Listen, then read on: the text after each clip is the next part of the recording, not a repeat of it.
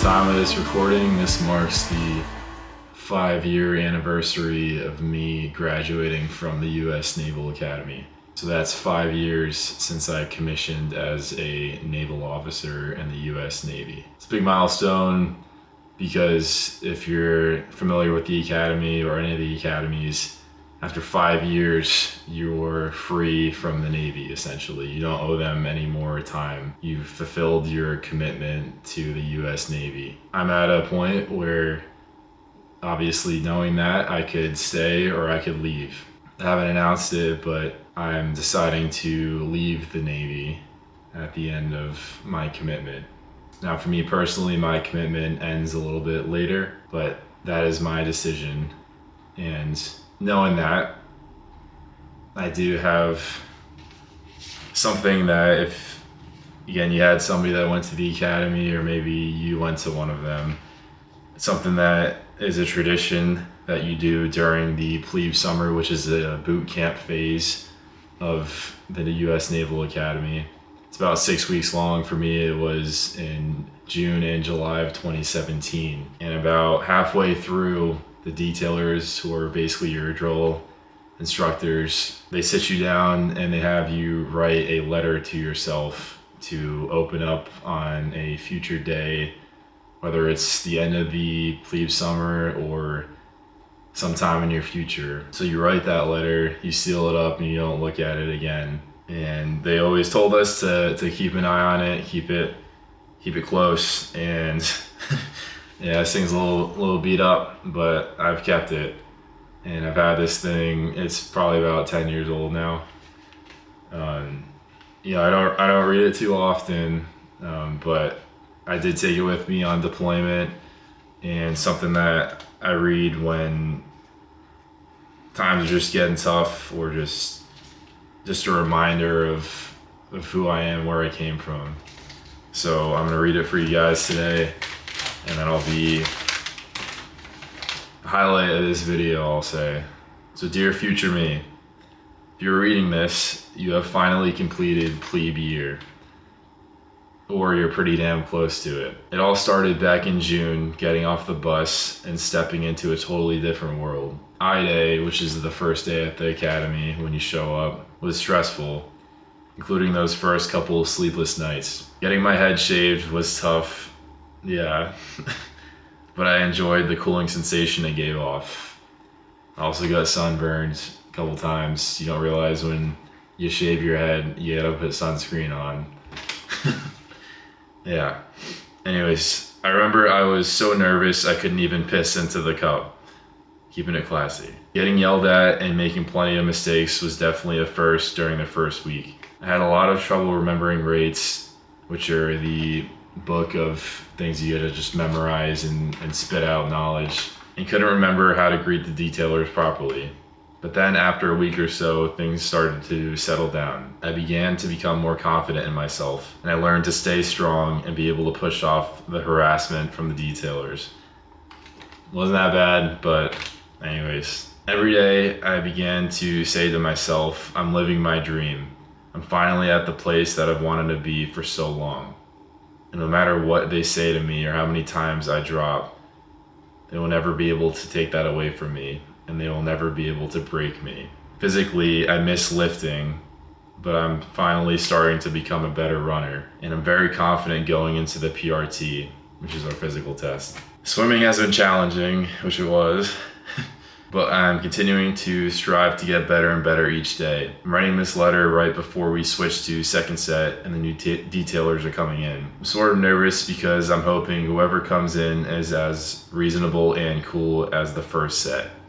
It'll be interesting to see if I even have any of the detailers around during the academic year. Right now, I'm also a bit nervous as to how the transition to the academic year will be. I know the classes will be challenging, and I know chow calls, rates, etc. will be annoying. But I also know that whatever happens, I'm strong enough of a person to push through and make it all the way to Herndon, which is the final event that we do at the end of plebe year, where you climb this obelisk looking thing, and they put a bunch of lard and grease all over, and you gotta climb with everybody. Never forget how bad you've wanted to come here as a kid. Never forget how proud Pop is and how wearing your uniform with Ramus tagged on it makes you feel. Having the chance to say for real that I go to the U.S. Naval Academy makes me choke up inside at the fact that I am living my dream and I'm doing something that is greater than myself. Serving my country and training to one day lead sailors and Marines into battle. Never forget how much your family supports you, and never ever forget where you come from. And then I wrote, no matter how much it hurts, how dark it gets, or how hard you fall, you're never out of the fight. You know, every time I read that, it kind of gets me going a little bit, gets me fired up, and gets me just thinking back to, you know, who I was and where I came from. And if there's anything you take from this video, I would say it's never forget where you came from, and that means all the things that you went through to get to where you are today. All the challenges, all the struggles, all the good times that you had, and all the bad times that you had. You know, I believe that everything happens for a reason. God intends for everything to happen for us for a reason, and it builds you up into the man that you're gonna be today. And this stuff is important for me, again, because I am at that transition point, like I mentioned. I am deciding to ultimately walk away at the end of my commitment from the U.S. Navy. And I'm excited for what the future holds in store. Reading this really got me thinking, you know, why am I deciding to do this? Why am I deciding to ultimately not stay in? And there's a bunch of variables that go into that. Ultimately, I'm making this decision for me. You know, I have dreams and aspirations and things that I want to do with my life and impact that I want to make. And I made a lot of impact on a lot of people while I served in the Navy, and while I'm continuing to serve to finish my time. And I loved every minute of that. But for me, what's gonna allow me to get to that next step and make those strides and to the next chapter of my life is ultimately to finish my time, to pursue the things that I ultimately want to do with my life.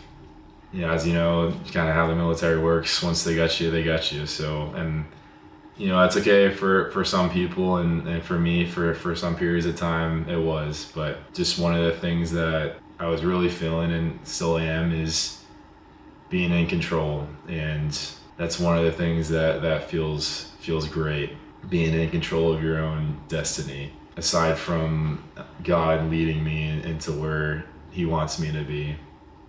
The big thing to take away is that, you know, a lot of people will say, why don't you just stay in? Why don't you just do the safe thing, which is to stay in, you get the pension, all that kind of stuff. And you know, there's nothing wrong with that. Plenty of people I know that have done that, and that's okay. That's what they choose to do with their lives. There's nothing wrong with that.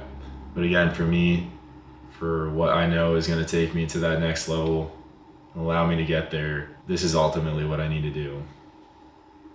And you know something? Yeah, it's a gamble. It's a gamble on myself at the end of the day.